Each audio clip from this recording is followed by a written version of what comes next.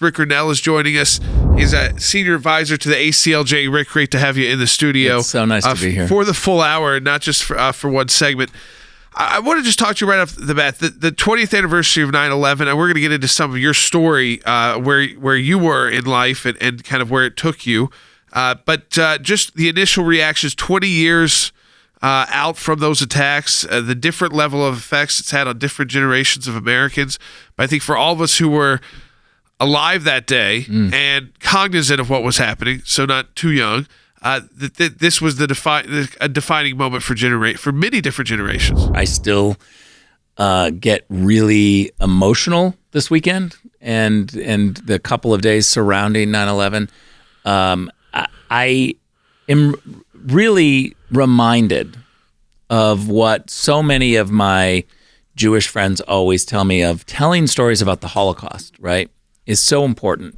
Remember. And as we find the people who directly experience the Holocaust as they're starting to die off, right, the stories are incredibly important. And I feel that same way about 9/11. My son reads all these stories, and they definitely treat 9/11 in school now almost like the Titanic. It's one of those things where he's coming home with books of, oh, look, this is a book about surviving 9/11. For most of you, you can recount exactly what you were doing when you figured out the gravity of what had happened and really had wrapped your head around it. You probably know where you were standing and who you were talking to and where you were in the country. If social media existed, you wouldn't have known immediately. Those clips would have been available in 2 seconds. And obviously, we all saw a lot of the imagery, but you had no idea what was happening. No, what's crazy, though, within young the people day... can't even fathom that. No. A day before when we were media. just watching it live unfold and trying to figure out how it affected your life. I was in Florida. I mean, it was so disconnected. I was in D.C. I was finishing up college, and class hadn't even started yet that morning. And they came and they got us. They told us to go back, to leave class. That's when they said that there was something at the State Department. That I was at GW, so it's right there. And we turned on the TV. Yeah, I remember my mom. School started back. Interesting enough, to resilience of Americans the very next day in Washington D.C. It was a different D.C. Yeah. But that was the kind of resilience and unity. And I'll tell you, GW, there was a lot of students from the Northeast. People were still trying to figure out, their uncle survived, their dad survived, their mom survived. Rick mentioned earlier that this is an emotional time for him, and it is for all Americans, I think. As a retired Army officer, I've teared up a lot watching people being interviewed and clips and what have you.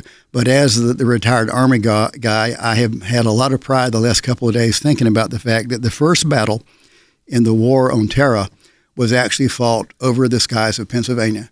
And average Americans took a vote and they attacked the enemy. And that's been in the front of my mind today. This war has been going on 20 years, but the first battle, we won it. And we won it with average Americans in Pennsylvania. Just a challenge for young people and people listening. If you were on a plane and that happened to you, would you get out of your seat and fight somebody trying to take over the cockpit? Would you stand up and do it? Because they were average people who had incredible courage, above average courage, and they didn't hesitate. Let's roll. Let's do this. We're the Saints. And that humbles me to think about just everyday people on a plane that were willing to say, no, you're not going to do this and take over. We heard that clip from President Bush, at that moment, at ground zero with the bullhorn. And those are moments that they said will live forever. Those are things I was there. You were there. I was just doing kind of the staffer things, right? So I didn't get to be with him in that moment, but I was down there organizing. And to be honest, I can't even remember exactly where I was. Obviously organizing media.